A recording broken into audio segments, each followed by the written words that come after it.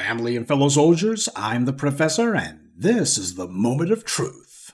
On the question of enthusiasm for the president in the African American community, what do you chalk that lethargy up to? I will tell you again. I can only speak, Francesca, to my experience. And when I get out there and we talk to people about the amazing successes of the administration under the leadership of the president, vice president, people are psyched. I mean, they're happy about these meaningful developments that are helping change the lives of people all across this country. We got to make sure, and that's a campaign job. Our job here is making sure we share the news, and hopefully in partnership with each and every one of you, that the news gets out to all the places in this very different world in which we live, in which people receive their news. Are you saying that you distrust the polling that shows the president's support among the African American community is lower than it was this time 4 years ago, for instance? I can honestly tell you that I don't follow the polls. Nice to see Biden's not the only one in the administration who can't form a coherent sentence. Yeah, it's gotten a whole lot harder to cover up that enthusiasm gap now, hasn't it? Obviously, this is nowhere near the beginning of a tsunami of white media reporters asking relevant questions, though it is interesting that this even happened at all. Obviously, there needs to be more of it, but whenever it comes to any conversation at all, we as the black public should use a very simple format: a noun and a verb followed by reparations. Now, just to follow up on what this Biden administration spokesman was saying, we look at the Washington Post, Jeff Bezos' propaganda paper of record. By the way, ignore the white media's pathetic late-stage attempt to try to rekindle the low-key gender war narrative that they push. This is the white media we're talking about, so they're always behind the curve. But here you had a black man speaking for a white president, and he's trying to white-splain for the White House. And yet he's totally out of step with black voters in general and even with black men in specific. This is the level of self-denial and self-delusion that you have to engage in if you want to work for this government, and you think that these people are actually going to come to us and say anything truthful? That point's an important one, and we will get back to it.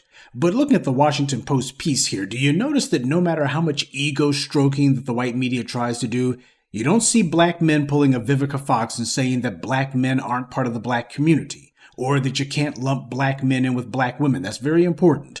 Because when the white media does these pieces, what they're trying to figure out is, can they get some black men to start sitting here pushing the old gender divide? That helps nobody but white power. And it is very important that as black men, we do not fall into that trap. What's important to remember is that with pieces, especially pieces like this, whenever the white media is doing some reporting that seems as if it's actually rooted in reality, they're not doing that to do black people any favors. The reason that they're doing it is they see what the trend is, they can't stop it, so now they're trying to get out in front of it. That's what they're doing here. This is their way of getting out in front of the issue and trying to put the right spin on it. In this case, the white media chose to use phrases meant to deflect from what the real demands of black people, black men are.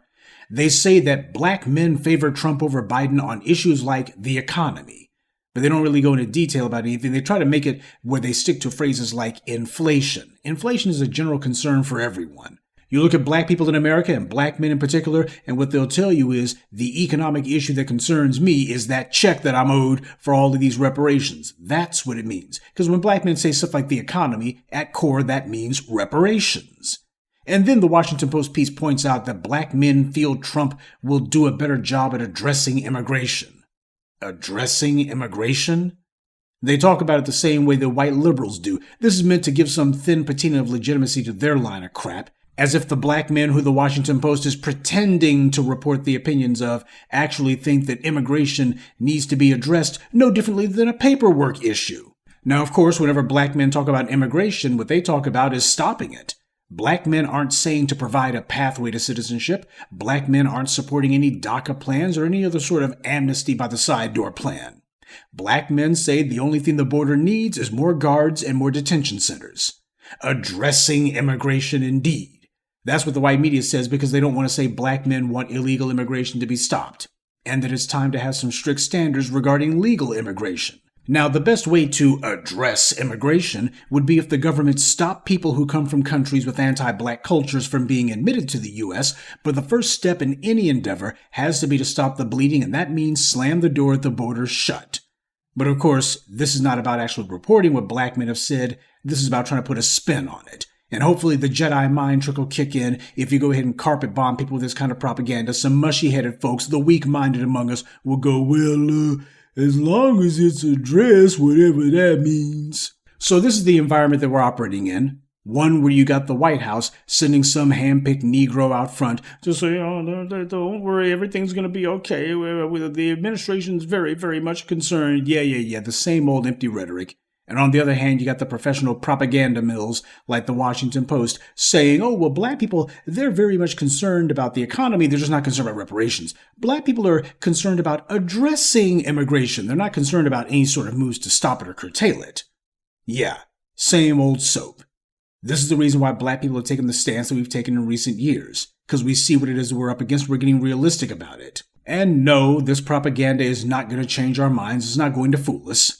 We understand that it's time to bring some common sense back to black politics. And that brings us to another issue. A lot of these shills and such, they like to use this phrase chess move. Well, is it a chess move or is it just checkmating yourself? There's a phrase that I really wish would be retired. A phrase that lets you know when you're dealing with an idiot or a shill, which is the same thing, chess move.